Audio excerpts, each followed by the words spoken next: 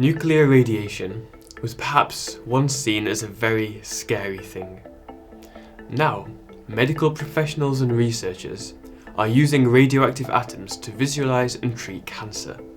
The problem is that these atoms are far rarer than gold or any gemstone. So in order to get hold of them, we need to perform nuclear reactions using particle accelerators and then refine the minute amounts that are produced. We use accelerators to smash particles into heavy atoms in which hundreds of different nuclear reactions can occur. Hundreds of different reactions lead to hundreds of different nuclei with different numbers of protons and neutrons. These are called isotopes. Amongst these, a small handful are candidates for targeted radionuclide therapy. Our business is then in isolating these with the greatest efficiency and purity. Let's take a look at the amazing processes that are involved in getting a radionuclide from target to tumour. We begin with two things: a target and a proton beam. The target is simply a concentrated lump of heavy atoms arranged into grains, balancing a high density of material so that nuclear reactions can occur with higher probability, to a high total surface area so that the atoms formed in a nuclear reaction can escape from the grains. In some cases, this leads to the target material looking like a sponge cake if we look at it with an electron microscope. Can you tell which is which?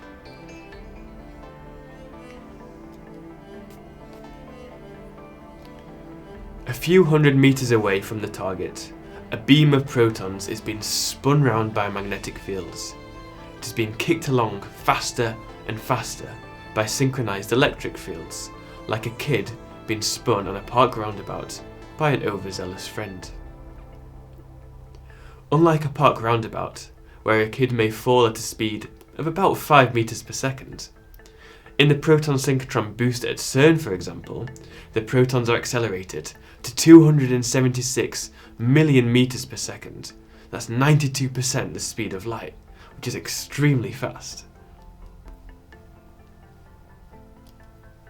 Once the protons are up to speed, we're ready for the nuclear reaction to occur.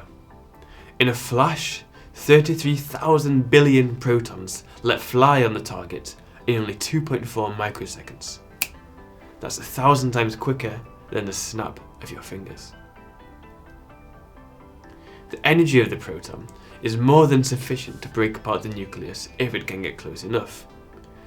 When this happens, some of the neutrons and protons that make up the target nucleus are knocked violently away, forming a whole new isotope.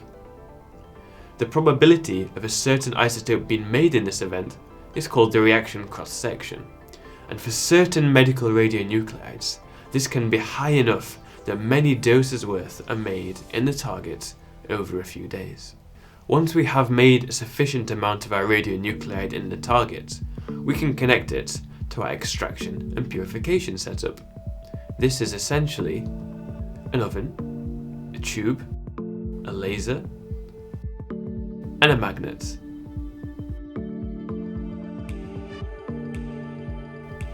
The irradiated target is heated in the oven to around 2000 degrees Celsius.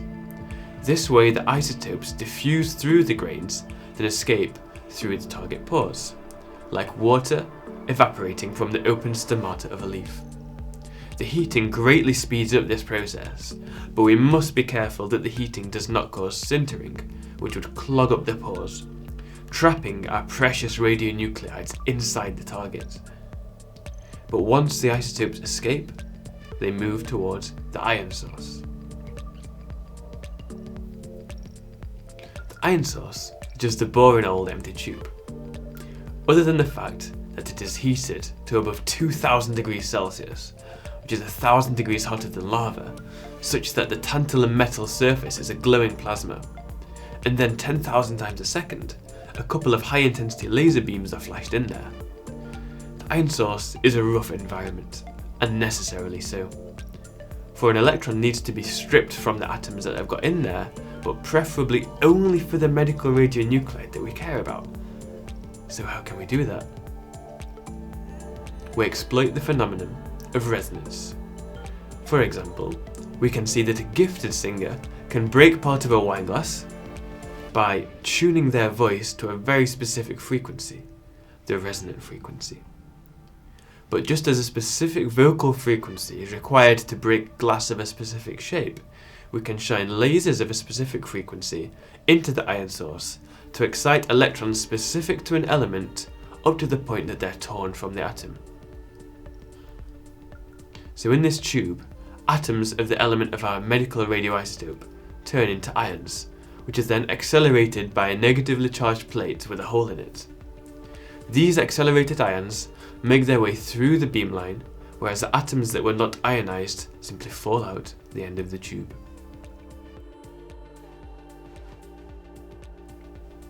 In principle, we now have an ion beam consisting of a specific element.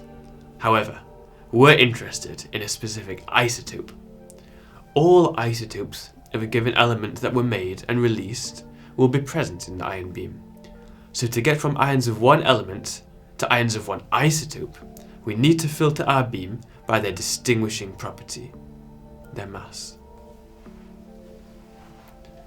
We make use of the fact that an ion beam will travel in a straight line unless we alter it by applying a force.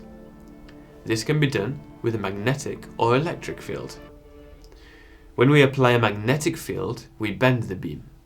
The bend becomes sharper if the mass of our ion is lower. In this way, a magnet acts as a mass filter.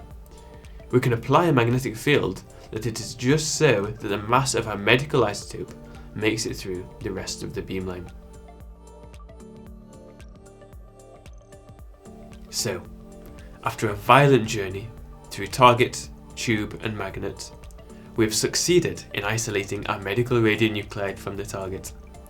It is crashed safely into a small gold foil coated with a thin quilt of light metal like zinc or aluminium. Researchers can remove this foil and ship it off to doctors and one day patients. There, the atoms of our radionuclides will end their epic journeys by piggybacking on a molecule that attaches itself to a cancer cell. Here at last, with a fizzle and an inaudible bang, it decays, emitting a particle of ionizing radiation.